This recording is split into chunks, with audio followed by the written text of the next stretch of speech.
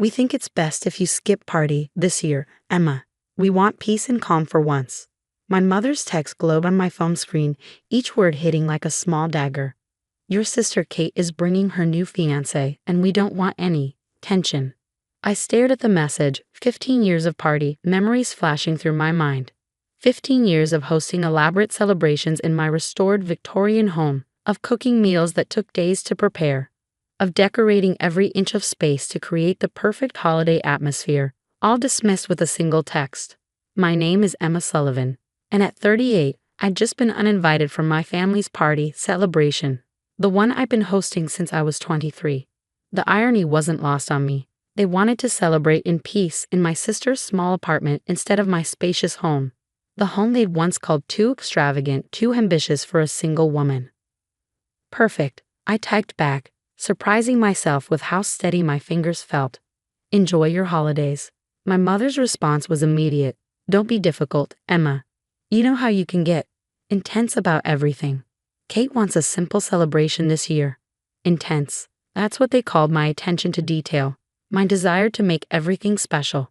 When I restored this old Victorian house by myself, they called it intense. When I turned my baking hobby into a successful online cooking channel, they called it intense. When I created magical party celebrations that neighbors talked about all year, they called it intense. I set my phone down and looked around my living room. The party tree wasn't up yet. It was only November 30th. But I could already picture where everything would go. The handmade ornaments I collected over the years, the vintage decorations I carefully restored, the special angel that always topped the tree. My phone buzzed again. Emma, you're not upset, are you? We just think it's Kate's turn to host. She's engaged now, and Mark's family is very traditional. Traditional. Like my sister who changed careers every 2 years was traditional. Like my parents who never hosted party, themselves were traditional. I picked up my phone, opened my banking app, and smiled. No worries at all, I replied. I have other plans anyway. And I did. Plans that had been in motion for months, plans that would make this party unforgettable, just not in the way my family expected. The next morning, I made 2 calls. The first was to my friend Olivia, who ran the local children's home. Everything's set, she told me excitedly. The kids can't wait. Are you sure about this, Emma? More sure than I've ever been, I replied, my heart warming at the thought of what was to come. The second call was to my agent. Yes, I had an agent now, another thing my family dismissed as intense. The contract's signed, she confirmed. The Food Network loved your party, special pitch. They'll start filming next week. I hung up and looked at my phone. 3 more texts from my mother, each more probing than the last. What other plans? You always host Christmas. Are you going somewhere? Emma, answer me. I set my phone to silent and pulled out my planning notebook. The one my sister had mocked as obsessive last party when I was organizing the perfect holiday meal. This year, it held different plans, special plans. The doorbell rang, interrupting my thoughts. It was Mrs. Anderson from next door, clutching a tin of cookies. Emma, dear, I just heard from your mother at the market. Is it true you're not hosting party this year? The whole neighborhood looks forward to your celebrations. I smiled, taking the tin. Don't worry, Mrs. Anderson. Party isn't canceled. It's just going to be different this year. Very different. As I closed the door, my phone lit up with another text, this time from Kate. Mom's worried you're mad. Don't be dramatic, sis. You know how overwhelming your Christmases can get. Mark's family likes things simple. I picked up my notebook again, running my finger down the carefully organized list. Simple wasn't in my vocabulary, and this party would prove why that wasn't a bad thing. My family wanted peace. They would have it, along with the realization of exactly what they'd given up. Let them have their simple Christmas. Mine was going to change lives, and they had no idea what was coming. The next 2 weeks flew by in a whirlwind of activity. While my family sent probing texts about my plans, I was busy transforming my Victorian home into something magical. The Food Network crew arrived, setting up equipment and capturing every moment as I decorated each room with a different theme. And this, I explained to the camera, gesturing to the massive tree in my living room, is our wish tree. Every ornament represents a child's party, dream. The producer wiped away tears as I showed her the handwritten wishes from the children's home, each one carefully transformed into a beautiful decoration. My phone buzzed constantly. Kate's messages grew more irritated. Mom says you're not even answering about party, dinner preferences. Are you trying to make me look bad? I smiled, remembering how last year she complained that my traditional party, dinner, was showing off. Now, apparently, my absence was equally problematic. The local news caught wind of what was happening. Local chef partners with children's home for party, miracle, read the headline. My mother called immediately. Emma, what's this article about?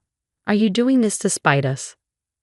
No, Mom, I replied calmly, watching as volunteers helped set up the outdoor light display. I'm doing this because while you're all seeking peace, 30 children from the home have never experienced a real party celebration. The silence on the other end was telling. But what about family? She finally managed. Exactly, Mom. What about family? My father tried next, his gruff voicemail message almost making me laugh. Princess, your sister's very upset. She thinks you're trying to steal attention from her engagement. Can't you just come to her apartment for a quiet dinner instead of whatever this is? I was reviewing the final plans with Olivia when Kate showed up unannounced. She stood in my foyer, taking in the transformation with wide eyes. What is all this? The house was stunning. Each room told a story. The dining room set for 35 children plus staff. The living room with its massive wish tree. The kitchen preparing for cooking lessons where the kids would learn to make party cookies. This, I said, gesturing around, is what party should be about. Not peace and quiet, but joy and giving. But, Kate struggled, watching a crew member adjust lights for the upcoming TV special. Is that a Food Network van outside? It is. Turns out my intense approach to party is exactly what they were looking for. The special airs on Party Eve. Kate's face flushed. So this is about showing us up. Making us look bad for wanting a simple family Christmas. I shook my head, handing her a folder. Inside were photos and stories of each child who would be celebrating here, along with their party wishes. No, Kate. This is about making sure these children have the party they deserve. The kind of magical celebration I used to create for our family, before it became too overwhelming for everyone. She flipped through the pages, her expression softening. Emma, hi. You should go, I said gently. You have your simple party to plan, remember? Mark's traditional family is waiting. After she left, Olivia squeezed my arm. Your sister looked shocked. She's not the only one who'll be surprised, I replied, checking my planning notebook one last time. Everything was falling into place perfectly. That evening, my mother called again. Emma, honey, we've been thinking. Maybe we were hasty about Christmas. Your house has always been perfect for hosting, and sorry, Mom. I cut her off. But everything's arranged now. The children's home is counting on this celebration, and the Food Network has their schedule set. You and Kate enjoy your peaceful Christmas. I'll be creating some magic here. I could almost hear her mental calculations, the lost opportunity to be part of what was becoming the talk of the town, the realization that their simple party wouldn't make the same impact. But we're family, she tried one last time. Yes, I agreed, watching more decorations being carefully placed. We are. And sometimes family needs to learn that peace isn't about excluding people. It's about embracing what makes each person special. As I hung up, another text from Kate popped up. I showed Mark the folder. He wants to know if you need more volunteers for the children's celebration. I smiled, adding his name to my volunteer list. Maybe some traditions were worth keeping after all, just not in the way my family had expected. Party Eve arrived with a blanket of fresh snow, making my Victorian home look like something out of a fairy tale. The Food Network crew was capturing every moment as excited children from the home arrived in small groups, their eyes wide with wonder. Welcome to Party, Magic. I greeted each child, my heart warming at their amazed expressions. The house had been transformed beyond even my expectations. Every room sparkled with lights, each space designed to create perfect memories. My phone had been surprisingly quiet for the past few days. After Kate's fiancé and Mark volunteered, something had shifted. He'd spent several evenings helping set up, clearly impressed by the scale of what we were creating. Your sister talks about simple celebrations, he'd said one night. But this is what party should be. The party special began airing at 7 p.m. I was too busy with the children to watch, but Olivia kept me updated on the social media explosion.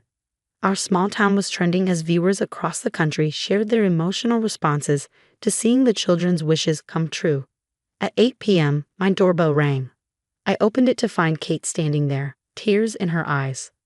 "I just watched the special," she whispered. "Emma, I'm so sorry, we were wrong. All these years we called you intense when you were just magical." Behind her stood my parents, looking both ashamed and awestruck. My mother clutched her handkerchief, while my father couldn't stop staring at the joy-filled scene through my front windows. "The way those children look at you," my mother said softly.